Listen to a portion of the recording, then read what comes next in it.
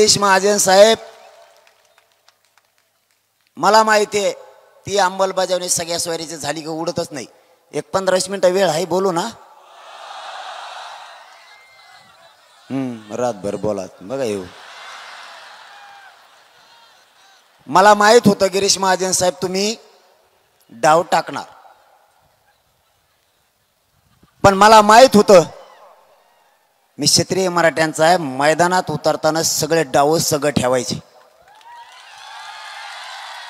मी त्याच वेळेस आणखीन एक शब्द सांगितला होता चर्चेत, तो मी आज माझ्या मायबाप मराठ्याला सांगतो. 3ऱ्या क्रमांकाचा शब्द होता सगळे सोयऱ्यांची अंमलबजावणी करायची. सगळे सोयरे म्हणजे काय, त्याची व्याख्या काय आणि कशामुळे द्यायचं हे तर मी तुम्हाला आता सांगितलं. कशामुळे द्यायचंय सोयऱ्याला, तर आपल्या सोयऱ्याचा आणि ज्या मराठ्याची नोंद निघाली त्या दोघांचा व्यवसाय सारखाचे म्हणजे शेती म्हणून द्यायचं. कारण शेतीच्या आधारावर कुणबी मराठ्यांना विदर्भात दिलंय म्हणून विदर्भातल्या मराठ्याचा ना आपला व्यवसाय एकच. ह्यो झाला एक. हरणे फिरणे वाजू नको, कायम बंद करतील नाही तर बॅटरीचे वायर घ्यार काढू. चौथा शब्द आहे, जर सगळ्या सोयऱ्यात दगा फटका झाला किंवा सगळ्या सोयऱ्यातून मी जर मराठा विसरून राहिला, माझ्या राज्यातला एकही मराठा आरक्षणापासून वंचित नाही राहायला पाहिजे, म्हणून आपण त्यांना चौथा शब्द सांगितला.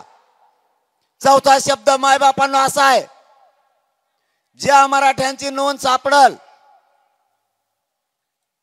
त्या नोंदीच्या आधारावरच महाराष्ट्रातील जो मराठा मागेल, ज्या मराठ्यांची नोंद सापडली त्याच नोंदीच्या आधारावर राज्यांतर्गत येणाऱ्या मराठा मागेल त्या मराठ्याला त्याच नोंदीच्या आधारावर कुणबी प्रमाणपत्र द्यायचे.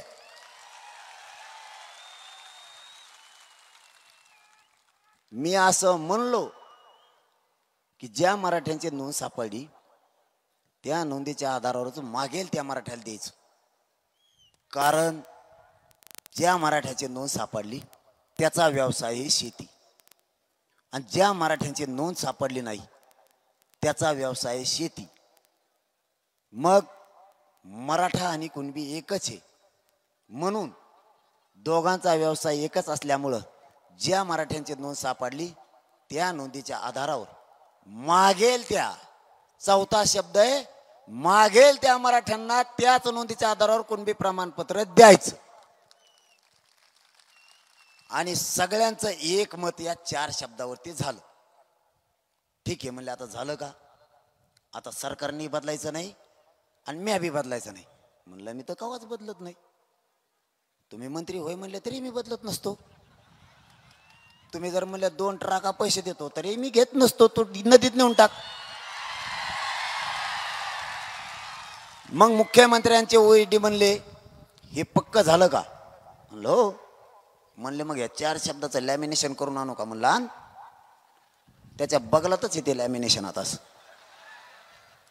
4 शब्द 4 शब्द 4 शब्द, त्यातला एक शब्दाचं लफडं सुरू आहे, म्हणजे सगळ्या सोयऱ्याचं. अंमलबजावणी आज होईन उद्या होईन, आज होईन उद्या होईन. गिरीश महाजन बोलल्यामुळे मी चौथा शब्द सांगितला.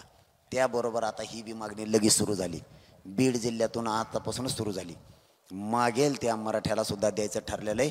ज्याची नोंद सापडली त्या मराठ्यांच्या शपथपत्राच्या आधारावर द्यायचं. मागेल त्या मराठ्याला सगळ्यांनी एकमत केलेलं जज सहित. पण मी मागेल त्या मराठ्याला द्यायचं म्हणलं की धनंजय मुंडे साहेबाचे कॉनट टाईट झाले.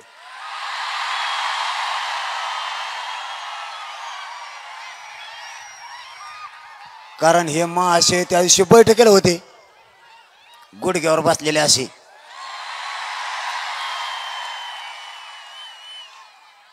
उदय सामंत साहेब तर काही बोलणारच, सगळे टाईट वातावरण जिकडं तिकडं. पण ते म्हणले दमत नाही होतं मला, मी बराबर करतो का नाही टायमाला, दमदारी जाणार. तुम्हाला त्रास झाला म्हणजे मला झाला, असं आपलं धोरण आहे. मराठ्याला त्रास झाला की मला झाला, पुढचा आउटच बा.